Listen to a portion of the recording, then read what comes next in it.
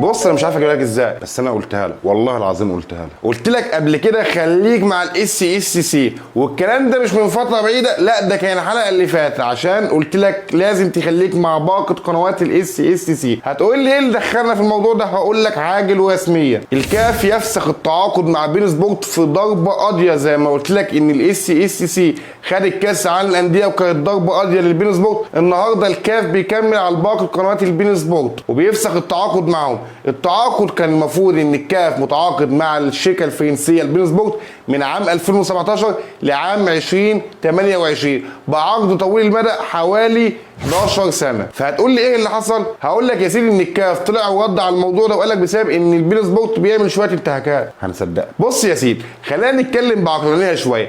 العقد كان مع البين سبورت بقيمه $1 مليار. ايه الانتهاكات اللي عملتها البين سبورت تخلي الكاف يفسخ التعاقد؟ مفيش غير سبب واحد. ايوه انت صح، ان شركه الاس اس سي قدمت عرض اكبر للكاف للتعاقد مع مباريات الكاف كلها. في كلام بقى من مصادر موثوق في البين سبورت طلع يقول لك ان البين سبورت ستتخذ كل الاجراءات القانونيه للحفاظ على حقها، لان الكاف فسخ التعاقد من طرف واحد، فهنشتكي وهناخد حقنا. المشكله ان هي عملت دربكه بسبب ان كل الماتشات هتتلعب لسه، لكن المفروض ان في عرض هيقدم الفتره الجايه من اس اس سي عشان خاطر تحصل على خدمات بطولات الكاف. تاني خبر ان الاهلي كان بيلعب النهارده مباراه وديه مع فريق اسمه ألمونيوم بان، او قالوا ميني حاجه زي كده، قالوا ميني حاجه زي كده.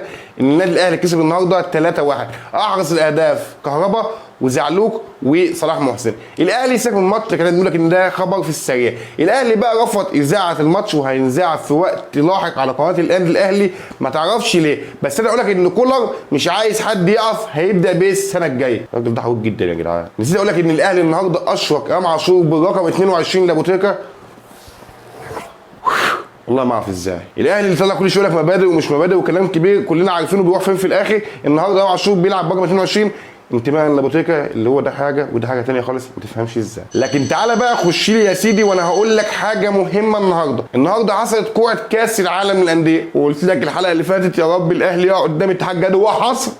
قلت لك ان الاهلي عنده حظ كبير، لكن المره دي ما حصلتش. الاهلي هيلعب ماتش مع اتحاد جده السعودي. تقول لي ازاي يا عم مباشر؟ هقول لك لا، اتحاد جده هيلعب ماتش الاول مع اوكلاند سيتي، والفائز منهم اللي هو ان شاء الله يكون اتحاد جده هيقابل الاهلي في مباراه صعبه على الفرقتين. تعالى بقى اكلمك على سجل مباريات الاهلي واتحاد جده السعودي. الاهلي قابل اتحاد جده السعودي 3 مرات، وايه اللي حصل في ال3 مرات؟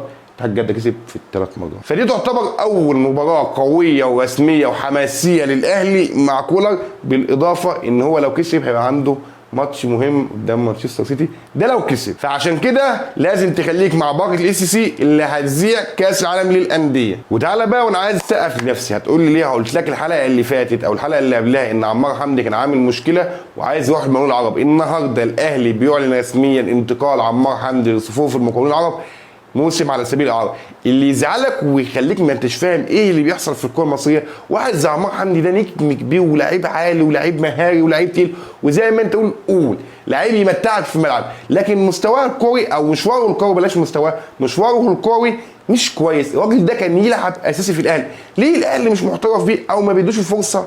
الا يعلمها الله. دي حاجه تستفز الواحد. عمار حمدي ده لو كان بيلعب في الزمالك كان هيبقى حته الكريز اللي موجوده في النادي مع زيزو طبعا ومع شيكابالا. اخر خبر معايا وخبر كل مره اطلع اقول لك عليه. النهارده اتحاد جده من مصدر موثوق منه مش هقول لك عليه. المهم يا سيدي اتحاد جده بعت عرض جديد ليفربول للتعاقد مع نجمه والفرعون المصري محمد صلاح.